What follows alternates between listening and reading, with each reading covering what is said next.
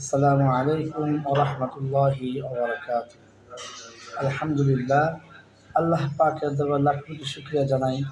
মহান আল্লাহ পাক রব্বুল আলামিন আমাদেরকে পবিত্র মাহে রমজানের রহমতের রোজা শেষ করার পরে নাজাতের রোজার সেহরির সময় আমরা লাইফে আসলাম দিন ও দুনিয়ার কথা বলার জন্য এবং শোনার জন্য। আল্লাহ পাক আমাদের সকলকে দিন ও দুনিয়ার প্রতি চলার তৌফিক দান করুন, আমিন।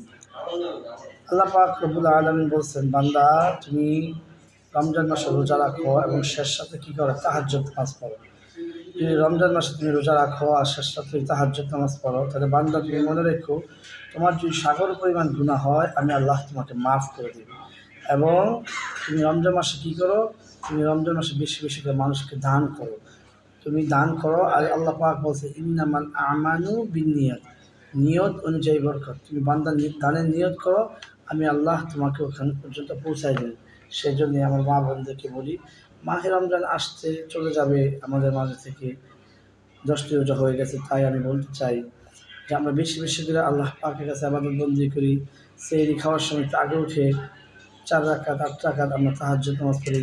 আল্লাহ সুবহানাহু ওয়া তাআলা থেকে আমরা বলি যে আল্লাহ তুমি দয়া করে মায়া করে আমাদের সমস্ত মনে আশাগুলো পূর্ণ করে দাও। আল্লাহ সুবহানাহু ওয়া তাআলা বলেন, বান্দা তুমি চাও আমি তোমাকে দিব। আল্লাহ রসুল বলেন, যে ব্যক্তি মাহে রমজান পাইল আর যে ব্যক্তি নিজের গুনাহ মাফ করাতে না পারলো, সে আমার উম্মত না, তার জন্য আমার কোনো সুপারিশ নেই।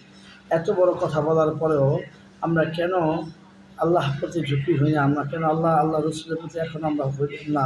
সেটি আমাদের মানে মাথা খাটে না। কেননা আল্লাহ সুবহানাহু ওয়া তাআলা বলছেন, তুমি আমার রসুলকে ফলো করো। রসুল বলছে তোমরা আল্লাহকে মানো। কারণ এই দুইটা কথা যদি এক হয়ে যায়, তাহলে আপনাকে জান্নাতিতে একদম সোজা হয়ে যায়। রমজান মাস পাইলাম আমরা ইবাদত করলাম না, রমজান মাস পাইলে আমরা কোরআন পড়তে পারলাম না। আল্লাহ স্পষ্ট ভাষায় বলছেন, শাহরু রমাদানাল্লাযী উনজিলা ফীহিল কুরআন। তুমি রমজান মাস পাইলে রমাদান মাসে, কোরআন নাযিল হয়েছে রমাদান মাসে, তুমি রমাদান মাসে কোরআনকে তেলাওয়াত করো, আমি আল্লাহ তোমার দিনটাকে কোরআনের মতো বানাই দিই। সুবহানাল্লাহ। তাই আমরা বলতে চাই, সেহরির সময় আমরা বেশি বেশি করে ঘুম থেকে উঠে আগে আগে তাহাজ্জুদ নামাজ পড়ি, কোরআন তেলাওয়াত করি এবং আল্লাহ পাকের কাছে কান্নাকাটি করি। এই 20টা দিন চলে গেলে আমরা এই দিনটা আর পাবো না। তাই আমরা সবাইকে বলি, অনুরোধ করি, আমরা এখনও আল্লাহর পথে চলি, দিনের পথে চলি, আমাদের দেশটাকে শান্তির পথে নিই। এখনও যদি দিনের পথে না চলতে পারি, তাহলে আমাদের দেশ অশান্তিতে হয়ে যাবে, আল্লাহ পাকের গজব নাযিল হবে।